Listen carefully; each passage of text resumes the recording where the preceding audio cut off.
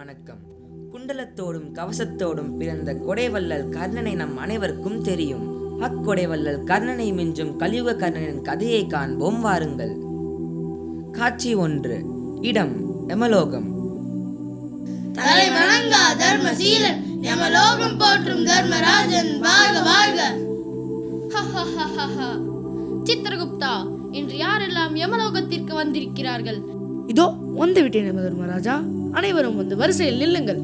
என்ன வரிசையில் நிற்க வேண்டுமா? நான் யார் தெரியுமா? அம்மா கோடீஸ்வரி கோமதி. நீங்கள் பூலோகத்தில் தான் கோடீஸ்வரி, யமலோகத்தில் இல்லை. வந்து வரிசையில் நில்லுங்கள். நான் யமதர்மராஜாவிடமே பேசிக்கொள்கிறேன். நான் பெயர்களை வாசிக்க வந்து வரிசையில் நில்லுங்கள். புண்ணியராஜ், கோடீஸ்வரி கோமதி, கர்வின், நின்று விட்டீர்களா? புண்ணியராஜ் அருமையான பெயர். உங்களை பற்றி சொல்லுங்கள். பிரபு, நான் பிறந்த இடம் சென்னை. என் வயது 55. நான் ஒரு தன்னார்வலர். மக்கள் சேவையே மகேசன் சேவை என்று வாழ்ந்தவன். பிரபு, இவர் சாலையோரும் வாழும் ஆதரவற்றவர்களுக்கு உணவு உடையளித்தவர். தானே புயல் வீசிய போது தானாக சென்று உதவியவர் பிரபு. ஆனே புயலில் தானாக உதவியவரா? பெஞ்சல் புயல் வீசாத போதும் பொங்கல் கொடுத்த உதவியோர் பிரபு. பெஞ்சல் புயலில் பொங்கல் கொடுத்தவரா? கொளுத்தும் கோடை காலத்திலும் தண்ணீர் பந்தலிட்டு குளுகுளு தண்ணீரை குடிக்க கொடுத்தவர் பிரபு.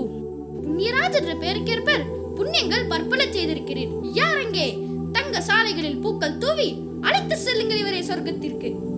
பிரபு, உங்களிடம் ஒரு வேண்டுகோள். என்ன? யமலோகத்தில் வேண்டுகோளா? ஆம் பிரபு. மாதரனும் மடல்களை, சிறுமியனும் சிப்பிகளை, சீரழிக்கும் மனித மிருகங்களின் மீது வீசுங்கள் உங்கள் பாச கயிற்றினை. இதுவே என் வேண்டுகோள் பிரபு. உமது நெஞ்சு குமரலை என் அகத்தில் நிறுத்திவிட்டேன். அப்படியே செய்கிறேன். அழைத்து செல்லுங்கள். வாருங்கள் ஐயா, வாருங்கள். கோடீஸ்வரி கோமதி, வாருங்கள். யமதர்மராஜா வணக்கமுங்க. எங்க கிராமத்திலேயே நான் தான் கோடீஸ்வரி கோமதிங்க. எனக்கு சொர்க்கத்துல ஒரு குலுகுல அறை, இலவம் பஞ்சு மெத்த, காஞ்சிப்பட்டு விரிப்பு. நிறுத்துமா கோமதி, நிறுத்து. பிரபு, இப்பெண்மணி தன் பெற்றோர்களை முதியோர் இல்லத்தில் சேர்த்தவள். சுயநலம், பேராசை, பொறாமை குணம் கொண்ட முள்ளாள் பிரபு, முள்ளாள். நீ கோடீஸ்வரியாக இருந்தும் கொஞ்சமும் மற்றவர்களுக்கு உதவவில்லை. நீ பணம் படித்தவளாக பிறந்தும் பண்புடையவளாக வாழவில்லை. அதனால் அவசரப்படாதீங்க யமதர்மராஜா. என்ன நரகத்துக்கு மட்டும் அனுப்பிடாதீங்க. எத்தனை கோடி வேணும்னாலும் கேளுங்க, ஒரு நொடியில கொண்டு வந்து தரேன். என்ன? யமதர்மராஜனுக்கே லஞ்சமா? யாரெங்கே? இழுத்து செல்லுகிற பெண்மணியை நரகத்திற்கு. சீக்கிரம். யமதர்மராஜா, என் பெயர் கர்வீன். எனக்கு 16 வயது தான் ஆகிறது. நான் வீடியோ கேம் ஆடி முடிப்பதற்குள் என்னை இங்கு அழைத்து வந்து விட்டார்கள். என்னை மீண்டும் அனுப்பிவிடுங்களேன்.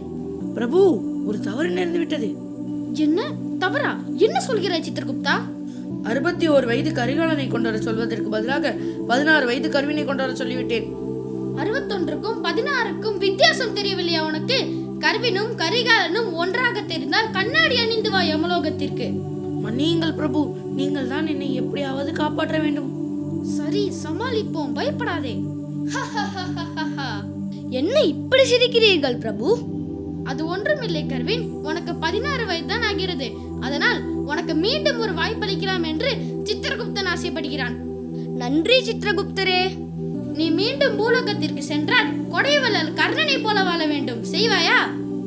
வீரையே தாரை வார்த்து தர்மத்தை தானம் செய்த வள்ளல் தான் கர்ணன். அவரை போலவா? அதுவும் இந்த காலத்தில் வாழ முடியவே முடியாது. நீ பூர்வீக கர்ணனாய் வாழ வேண்டாம், ஆனால் கலியுக கர்ணனாய் வாழலாம் கர்வின். கலியுக கர்ணனா? அது யார்? வா, நம் பூலோகத்திற்கு சென்று கலியுக கர்ணனை காணலாம். காட்சி 2. இடம் மாலதி வீடு. பங்கு பெறுவோர் மாலதி, பெற்றோர் மற்றும் தோழிகள். யமதர்மராஜா, எங்களை தெரியவில்லை என்றாலும் பரவாயில்லை. உங்களையும் அவர்களுக்கு தெரியவில்லை. நாம் தான் அவர் கண்களுக்கு தெரிய மாட்டோமே. மாலதி, மாலதி, மாலதி இப்பொழுதெல்லாம் விளையாட வருவதே இல்லை. அப்படியா? ஏன் விளையாட வருவதில்லை? தெரியவில்லையே. மீண்டும் அழைத்து பார். மாலதி, மாலதி, விளையாட வருகிறாயா? விளையாடவா? என்ன விளையாட்டு? கண்ணாமூச்சி விளையாட்டு. நீயும் வருகிறாயா? நீ எங்களுடன் விளையாடி நீண்ட நாட்கள் ஆகிவிட்டது மாலதி. ஏன் சோர்வாக இருக்கிறாய் மாலதி? எனக்கு உடல்நிலை சரியில்லை, அதனால் விளையாட வர முடியவில்லை. நான் அம்மாவிடம் கேட்கிறேன், பொறுங்கள். அம்மா, அம்மா. என்னம்மா, என்ன? என் தோழிகள் வந்திருக்கிறார்கள். நான் அவர்களுடன் விளையாட போகட்டுமா? உன் உடல்நிலை சரியாகட்டும் கண்ணு. நீ சீக்கிரமே விளையாட போகலாம், சரியா? சொன்னா கேளுமா. சரிம்மா. எனக்கும் உங்களுடன் விளையாட ஆசைதான். ஆனால் என்னால் முன்பு போல் உங்களுடன் ஓடி ஆடி விளையாட முடியாது. மூச்சு விடவும் சிரமமாக உள்ளது. நான் மற்றொரு நாள் உங்களுடன் விளையாட வருகிறேன். சரி மாலதி, நாங்கள் வருகிறோம். கண்மணி, அழாதே. நாம் தான் நம் மகளுக்கு தைரியம் தர வேண்டும். நீயே இப்படி அழுது கொண்டிருந்தால்? உங்கள் மகளின் இதயம் நாளுக்கு நாள் வலுவிழந்து கொண்டே வருகிறது. இதய மாற்று அறுவை சிகிச்சை ஒன்றுதான் கடைசி வழி என்று மருத்துவர் கூறியது என் காதுகளில் கேட்டுக்கொண்டே இருக்கிறது. நம் மகளின் இதயத்தை எப்படியாவது சரி செய்து விடலாம். கவலைப்படாதே. மாலதி, மாலதி, என்னானது உனக்கு? விழித்துப்பார் மாலதி, விழித்துப்பார். என்னானது? என்னானது? மாலதி, மாலதி. கண்மணி, வா, மருத்துவமனைக்கு அழைத்து செல்வோம். மாலதியின் பெற்றோர் மாலதியை மருத்துவமனைக்கு தூக்கிச் செல்கின்றனர். காட்சி 3. இடம் குணாலின் வீடு. பங்கு பெறுவோர் குணால் மற்றும் பெற்றோர். புஷ்பா, நான் மருத்துவமனைக்கு செல்ல வேண்டும். நாளை ஒரு அறுவை சிகிச்சை இருக்கிறது. சரி சரி, இரவு உணவு தயார் செய்து விடுகிறேன். குணால், உள்ளே என்ன செய்கிறாய்? உனக்கு பிடித்த பால் பணியாரம் செய்திருக்கிறேன், சாப்பிடவா? வந்துவிட்டேன் அம்மா, கொடுங்கள். அருமை. அம்மா, நேற்று உங்கள் மருத்துவமனைக்கு தலைவலியால் துடித்து ஒரு நோயாளி வந்தார் என்று சொன்னீர்களே, அவர் இப்போது எப்படி இருக்கிறார்? ஓ, நன்றாக இருக்கிறார். என்ன குணால், வெளியே செல்கிறாயா என்ன? ஆமாம் அப்பா, நண்பர்கள் விளையாட அழைத்துள்ளனர். குணால், உனக்கு 17 வயது தான் ஆகிறது. மிதிவண்டியில் செல்ல வேண்டாம். அம்மா, நண்பர்கள் காத்து கொண்டிருக்கிறார்கள். நான் சீக்கிரமாக செல்ல வேண்டும். வரட்டுமா? குணால், சொன்னால் கேள் குணால். அவன் விளையாட வேண்டும் என்று முடிவு செய்து விட்டான். இந்த காலத்து பிள்ளைகள் தைரியமானவர்கள். விடு புஷ்பா. இருவரும் என்னவோ செய்யுங்கள். காட்சி 4.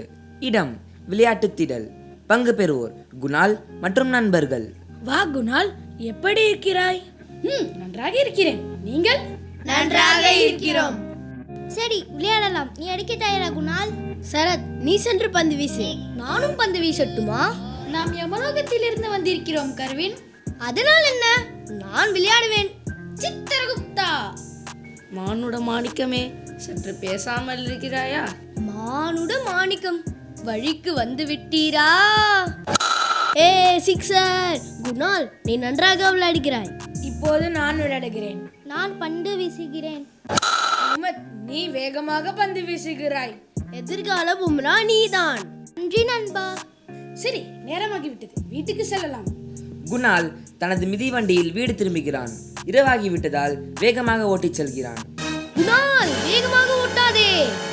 கம்பிகள் வெளியே நீட்டிக் கொண்டிருக்கிறது. சரக்குந்தில் மோதப் போகிறான். எனக்கு பயமாக இருக்கிறது.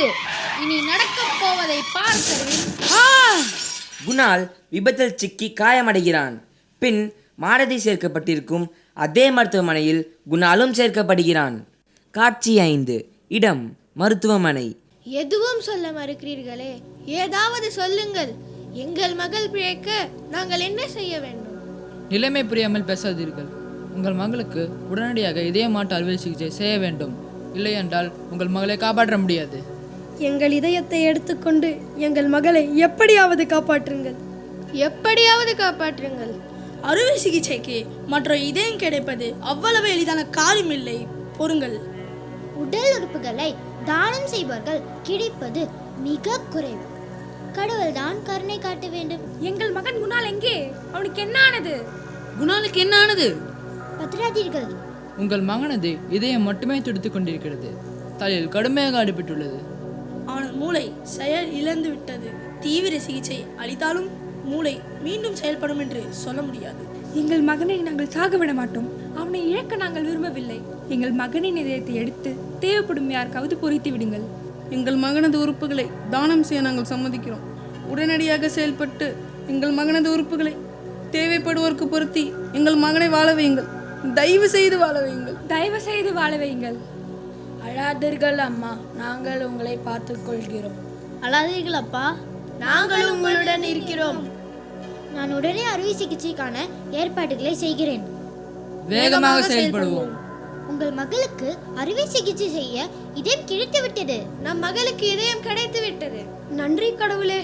மருத்துவர்கள் குணாலின் உறுப்புகளை அறுவை சிகிச்சை மூலம் அகற்றி மற்ற மருத்துவமனைகளுக்கு அனுப்புகின்றனர். குணாலின் இதயம் மாலதிக்கு பொருத்தப்படுகிறது. சில வருடங்களுக்கு பிறகு. காட்சி 6. இடம் விளையாட்டுத் திடல். மாலதி, நானும் உங்களுடன் விளையாட வந்துள்ளேன். என் பெயரை குணாலே என்று மாற்றிக்கொண்டேன். அப்படியா? ஏன்? குணால் என்ற அன்னுடைய இதயம்தான் எனக்கு பொருத்தப்பட்டுள்ளது. அவரால் தான் இன்று நான் உயிருடன் இருக்கிறேன். உடல் உறுப்பை மாற்றும் அறுவை சிகிச்சை நிபுணர் ஆக வேண்டும் என்பதே என் எதிர்கால லட்சியம். நல்லது மாலதி. இல்லை இல்லை குணாலி. நாம் அனைவரும் விளையாடலாமா? ஓ, விளையாடலாமே.